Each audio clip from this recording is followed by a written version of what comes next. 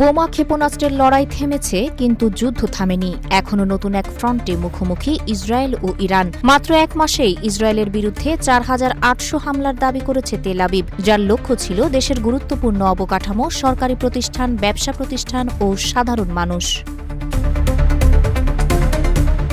German সংবাদপত্র D ভেল্টকে দেওয়া এক সাক্ষাৎকারে ইসরায়েলের ন্যাশনাল সাইবার ডিরেক্টরেটের মহাপরিচালক ইয়োশি কারাদি বলেন, ইরানের বিরুদ্ধে সামরিক অভিযান শুরুর পর সাইবার হামলার সংখ্যা দ্রুত বেড়েছে। তার দাবি ২০২৫ সালের জুনে এমন হামলার সংখ্যা ছিল প্রায় ১৬০০, যা ২০২৬ সালের জুনে বেড়ে প্রায় ৪,৮০০-তে পৌঁছেছে।